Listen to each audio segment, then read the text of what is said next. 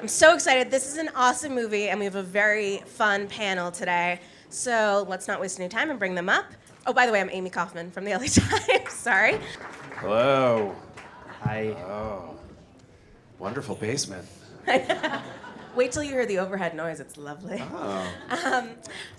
Okay, obviously the film is premiering today, which means none of you guys have gotten to see it yet. So, Max, I want to start out by, if you can, try to describe what this movie is for our audience. Palm Springs is a surreal romantic comedy that subverts a lot of, I think, the romantic comedy tropes that you might be thinking you're going to see in a love story in an interesting way. It's a little twisted. And it's about Andy, who plays Niles, at a wedding in Palm Springs. He doesn't want to be there. He's with a girlfriend he's not very happy with. And he meets Cristin, who is a bridesmaid. Sister of Camila, who is Tala, our bride, and their connection sparks an odd bit of chaos that reigns over the wedding. And it goes to bizarre places. And it's a documentary. Verite. This is going to be a challenge to talk about because there is a big kind of sci-fi twist, so we don't want to spoil it for you guys. We're going to not address it, but just be aware of that as we talk around it. Andy, do you want to talk about sort of the inspiration for this movie? Were you at a bad wedding in Palm Springs? No. I'm a big fan of weddings, a good wedding. We kind of would loosely say this was inspired by Max's experience at my wedding. There's some truth to that, but like over the 3.5 years of doing this, of writing it and developing it with Max, I got engaged, got married, had a baby. Max went from being single boy to now in love and living with his girlfriend. Woo. And I'd say because the writing of this was kind of over all that, all the thoughts and that go behind making these big decisions are just kind of that's the DNA of the movie, and so taking our own struggles with commitment and setting it at a place that was like I said, a wedding can be beautiful. I'm a believer in love overall.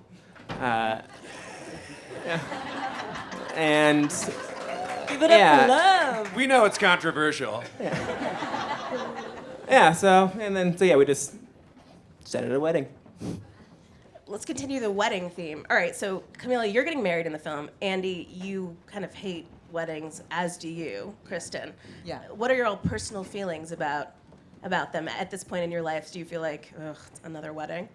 In real life, Yeah, were you channeling that vibe? I love weddings. Same. It was hard for me to pretend to hate it. I love the dancing portion of a wedding. That's like what I very, very, very much love the most. Because everyone goes nuts. You go hard? What's your go-to wedding song to dance Honestly, to? it's weirdly all Kanye, which is like very inappropriate for a wedding. Radio edit. Exactly. Yeah. Yeah. And Camila, you're getting married in this, like your full wedding dress, everything. Yeah, What I was have a that? flower crown too. I'm that- that girl.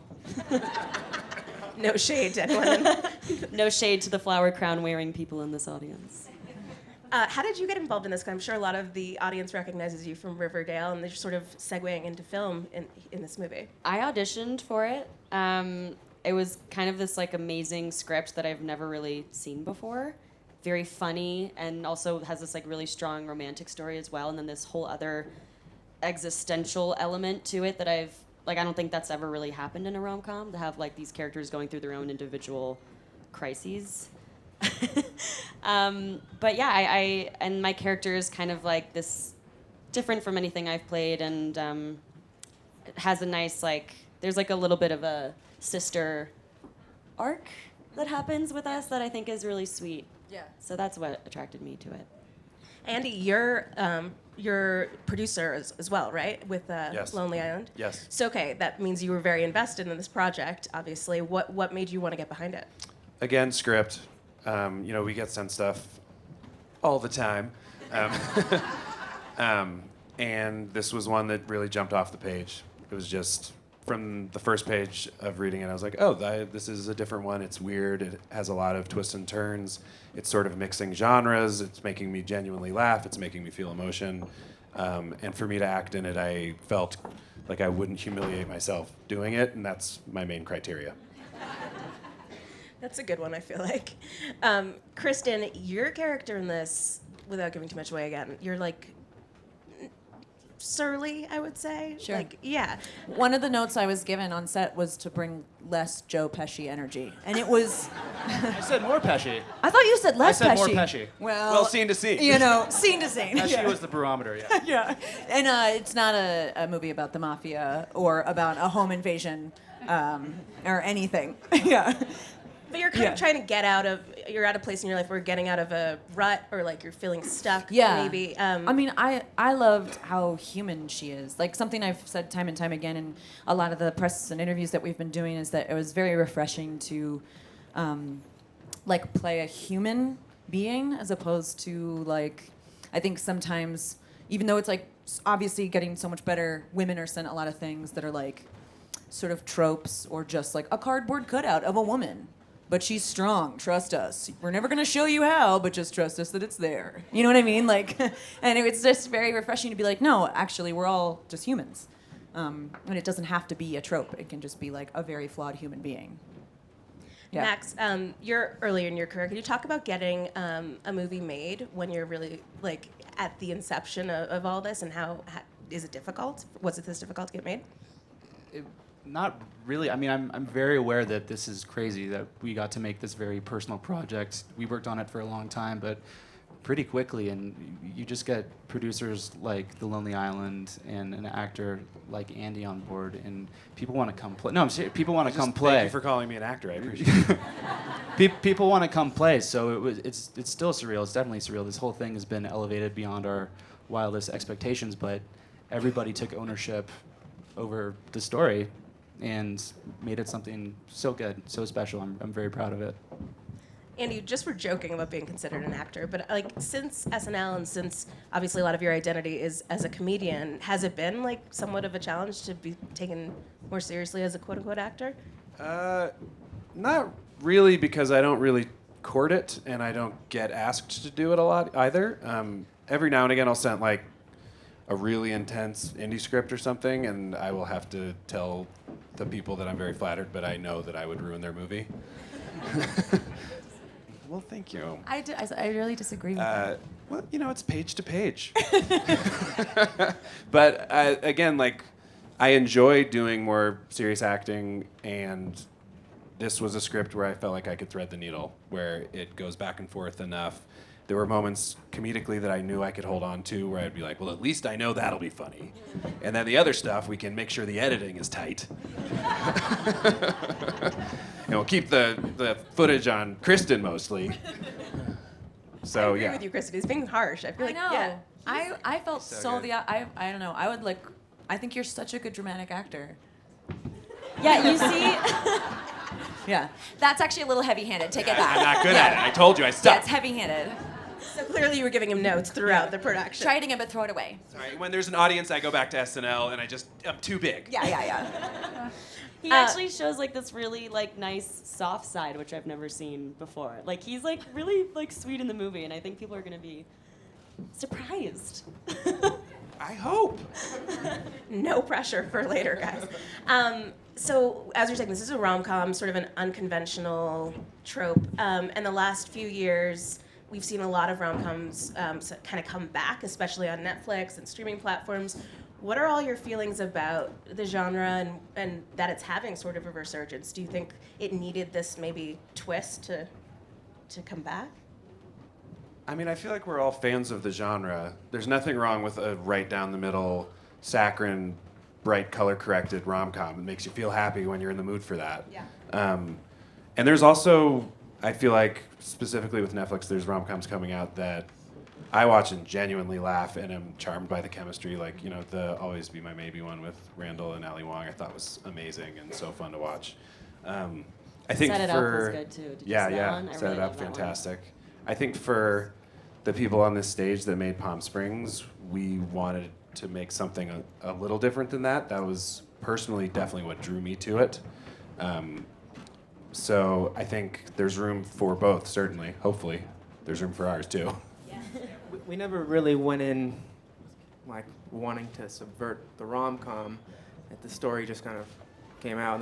And you said it earlier that, and I'm gonna mess up what you said earlier, but something about structure, and it just happened to end up being like we realized it was kind of a rom-com, but we didn't like study rom-coms and decide, oh, we're gonna flip that.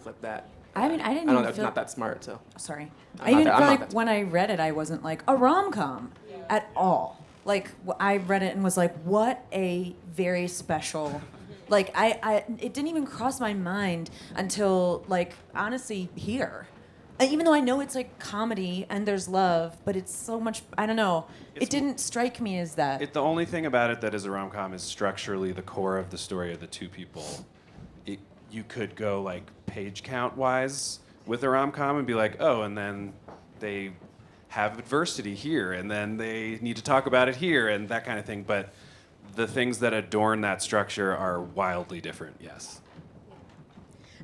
So something happens at the wedding that shakes everything up and makes the characters sort of evaluate where they're at in their lives. Do you guys think that those sort of big milestone events tend to provoke that self-reflection? Yes, people act crazy at weddings. I mean, I feel like when you're in, like, there's been a couple weddings that I've been to. I don't mean crazy in a bad way. I think everyone just, like, family, friends, everyone, it's like, oh, where was I a year ago? Like, it's these huge milestones that are so emotional, and it's really, like, runs the gamut. Gamut? I always want to say gambit. Is it not Gambit? I think it's gamut. Gamut. Good to know. Gamut? It's Gamut. I didn't know that. David Gamut? David Writer of... Gammett. But yeah. I think they do. They really make you sort of.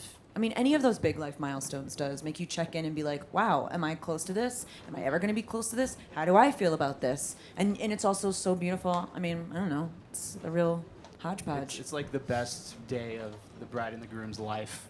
And you're there for it no matter how you feel.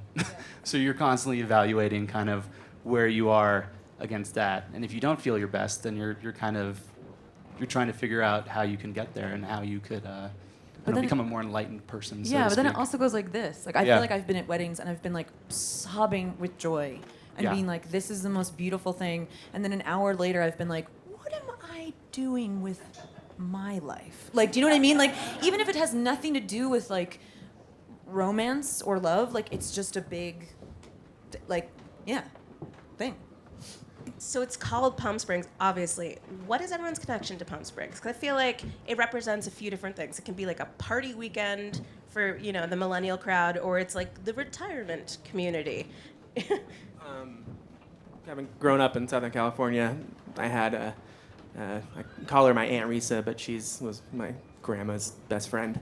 Had a retirement home there. So I knew it as a retirement home, and then I knew it as the place where you go to Coachella, and starting in 2004. And then I got married there. So that's what it's kind of been the retirement home and hipster haven. And I've been to 1,000 weddings out there. So that's my connection to it. That's the most important one. Thank you. Coachella. True. Coachella, yeah. We should all go. Let's get out of here. But no flower crowns, or Camila will get mad. What was it like? There's a lot of scenes outside in the desert that look hot. Like, when was this shot? You were wandering around. I'm really glad you said that because that means the color correction worked. Because it was cold. It was cold. It was cold at night, but hot during the cold. day. Yeah, exactly. Sometimes. Sometimes. Yeah, it was freezing. The desert is, it's freezing. I didn't know that. Everyone's like, yeah, it's a desert, it's cold. And I'm like, I didn't know, I thought they were all hot, like from the cartoons. Yeah. And then we got there and we're like in Wile summer E. Coyote clothes. always seemed Yeah, really yo, warm. yeah. I was misled, actually. Yeah, it was freezing. The whole thing shot there? It was shot in I don't know what that desert is, but Palmdale. Palmdale and Agua Dulce, and a day in Joshua Tree as well. So all over the place. So when the film premieres today, what time? 3. 3 at the Library Theater. Try to get in. It will be seeking distribution, and we were talking backstage about like where could this play? Does it matter, especially to you guys as actors, like how your films are seen, if it's on Netflix or if it's in a theater? I mean, speaking personally as an actor, I don't care where as long as people are seeing it. that's kind of the only goal left because everything's so spread out now, and there's 7 million things being made every second. So anything that can help something you put a lot of time and energy and love into get seen by people who like seeing things, I feel like is a great place for it. We're hoping Pornhub picks it up. Yeah, we should say Pornhub is interested. They're looking to get into narrative content. Yeah, they're getting into that. Really exciting. There is like, it Passionate does about the film. start off with a bang. Yeah, that's right. Yeah, Oh, yeah, lots it of does. eyeballs. Right. There are segments of the film that would not be out of place on Pornhub. So if anyone's bringing their kids, FYI, get dirty. And your show like gets replayed a lot on streaming services too. Yeah. So I feel like you must have a big fan base. On like, Pornhub also? Yeah, Pornhub. People are Yeah. sick. It's a big year for Pornhub. Yeah, I'm a representative for Pornhub this whole time. Yeah, our show is on Netflix, and I think that is definitely like where a lot of our audience lies, is on Netflix. So you're comfortable there. Yeah. It was like it came out on CW, and then Netflix really gave it that boost, and then made people now watch it on CW so that they can stay up to date, or just binge it when it's out. Everyone has their watching methods. I know that you guys are probably dying to ask some questions, so we'll open it up to the audience for a few. If you want to raise your hands, don't be shy. Right in the front. Hey, girl. Do you prefer TV over movies now that you've done like a few? Or is it kind of, oh, thank you. Or is it kind of like, you can't really compare the two? I can't compare the two. I mean, I don't really think of, like, I'd be happy to do both forever. You know, and like, I just want to be part of cool projects. I don't really care what format it is. Like, I'm totally happy to like develop a story over seasons and episodes, or if the story is something that takes place within an hour and a half, like it doesn't really matter to me, I think, as long as there's a good character and a good story. Anyone else? Cool. Go ahead. I was wondering what everyone's favorite moment on set was. Favorite moment on set? I know the one. Yeah, I know. Yeah. Gotta say it now. We can't. Yeah, we can. It's not like, Isn't it kind of? no. Oh yeah, we. What, that can you we do say- the accent Yeah, and you yeah. have like an Yeah, we eye can patch say on that. or something? Yeah. Oh, yeah. There's a scene with an accent that I really was my favorite and most fun thing. I mean, it was all fun though. Yeah. But that one for me was, I was like, yeah, this is what I pictured when I was 10. And I'm 100% serious. This is what I wanted to do when I was 10. Yeah. An accent on set. Yeah, it's That Do you know the accent. scene we're talking The about? whole thing. Yes, Yeah, yes. the whole Ensemble. setup of that Yeah. was Yeah, like, that whole yeah, that's scene. what I want. We're like telling an inside joke, and everyone's Yeah. like, cool. I know, yeah. Yeah. You're gonna have to see it this fall on Love Red it. Tube. Kristen, I was promised impressions from you. You said you were gonna do impressions up here. Oh yeah, you want to break them off with some impressions? Yeah, sure. Schwarzenegger, go. Hasta la vista, baby. So good. So good. So good. I'll be back. So From the great. SNL vet himself. Oh yeah. Oh yeah. okay. The call Yeah. to Lorne is in. Yeah. Get to the chopper. You Gwarn want this on the show. Yeah. So yeah. Who else has a question? Right there.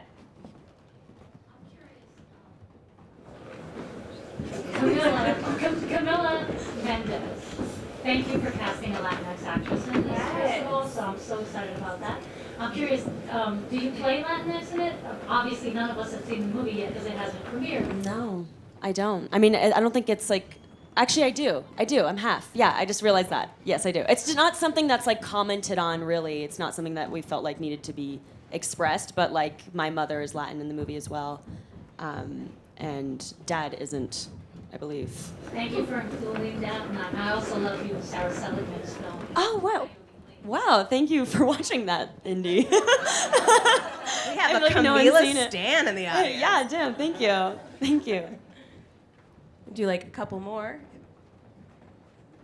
We could just talk about the world at large. Yeah, guys. No one. Don't be scared. They're nice and funny. Just like any logic problems or. In like the Sit up way here. back. Yeah, right there. That. Yeah.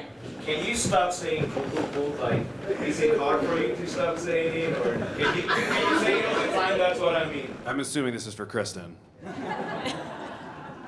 We actually, yeah, like, do you say it on the movie? saying cool, cool, cool, cool, cool. Well, I don't say it in the movie, no. You don't? No. It's a real acting challenge. Yeah, I really stretched myself. Is that something you do a lot? You On say Brooklyn cool, cool, cool? Nine-Nine, my character says a okay. lot, yeah. Yeah. Thanks, guys, thanks. It's a wonderful gig. Where was it? In the back right there, yeah. What other projects do you have coming up? All of us? Yeah, whoever. Throw it out. Whoever. Andy, what are you writing on?